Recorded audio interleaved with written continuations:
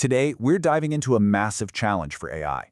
How in the world do you test a system that's supposed to work for all of humanity? We're going to look at a new idea called persona generators, which is all about making sure AI works for everyone, not just some imaginary average person. Seriously, just stop and think about this for a second. What if an AI, maybe a mental health chatbot or a financial advisor, was designed and tested only using people with your exact background, your beliefs, your quirks?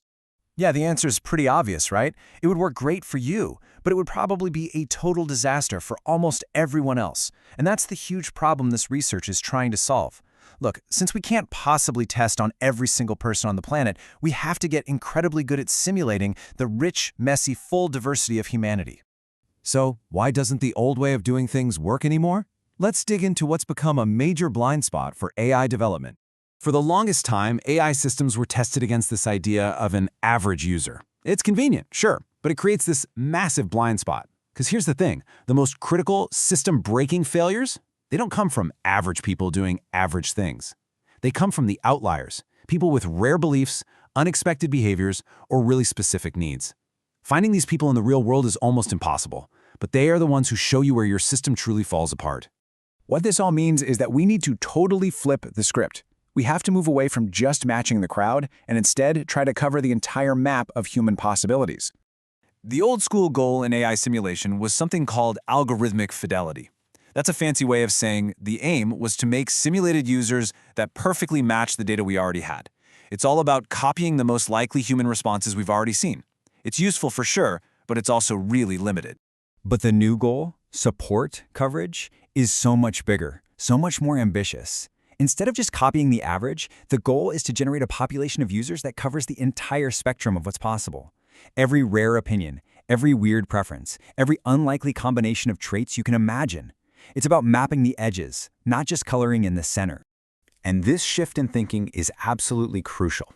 The paper puts it perfectly. It's the outliers, not the average user, that are going to cause the critical failures. So if you really want to know where your AI is going to break, you have to look at the fringes. If you don't, you're just giving yourself a false sense of security. Okay, so how do you actually do this? How do you simulate everyone? It sounds impossible. Well, you don't do it by making a giant list. You do it by building a factory. The solution they came up with is a persona generator. And the key here is that this is not some static, pre-written list of a million fake people. Now, think of it like a dynamic factory. You give it a prompt, say, voters in a specific election, or people trying out a new fitness app, and it generates an entire population of diverse synthetic people, custom built for that scenario, right on the spot. So how do they make this factory actually work without grinding to a halt? It's a really clever two-stage process. First, the system plans out the high-level traits to make sure it gets a ton of diversity, like, okay, I need a skeptic, an enthusiast, a cautious user. Then, in stage 2, it fills in all the nitty-gritty details and backstories for all those personas at the same time. It's a process that is both super diverse and super fast. But, okay, this is where things get really mind-bending. How does the factory get good at its job? How does it learn to create more diverse people? Well, it teaches itself through evolution. Now, this diagram might look a little complicated, but the idea behind it is actually incredibly elegant. The persona generator, which is really just a piece of code, creates a population of users. That population gets simulated, and the diversity of their answers gets measured and given a score. And here's the magic trick. That score is fed to another AI, a large language model, which then literally rewrites the generator's own code to try and get a better score next time. It's code that evolves itself to get better at its job. It really just boils down to this simple 4-step loop: generate, simulate, measure, and evolve. The system spits out personas, simulates what they would do, scores how different their answers are, and then an LLM acts like a kind of genetic mutation, tweaking the code to push for even more diversity. You just run this loop over and over, and the generator gets smarter and more creative with every single cycle. So that's the theory, and it sounds amazing. But did it actually work? Let's take a look at the results.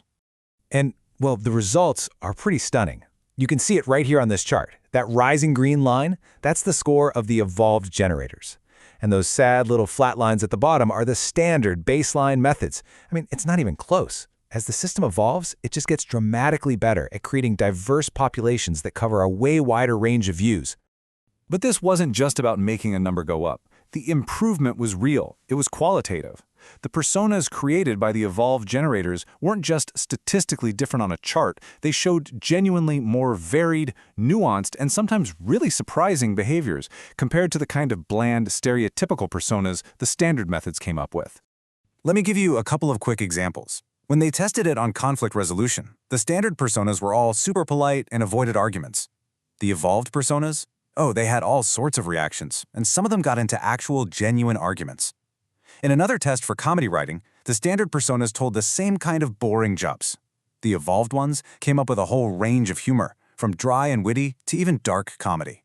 So, a self-improving persona factory is an amazing piece of engineering, for sure. But what does it actually mean for you, for me, and for the future of AI? So here are the big takeaways. First, a system like this can find critical safety failures before they happen out in the real world. That's huge. It helps us build AI systems that are way more robust and reliable. And maybe most importantly, this is a real step toward building AI that serves the needs of everyone, not just the easy-to-predict majority. The system is so flexible that the researchers noted they could test scenarios for anything from AGI job displacement to, and I love this, the opinions of Viking warriors in Valhalla. Which kind of leaves us with this final, massive question to think about. If we can actually get there, if we can build an AI that can truly understand the full, beautiful, complicated spectrum of human perspectives, what's the very first problem we should ask it to help us solve?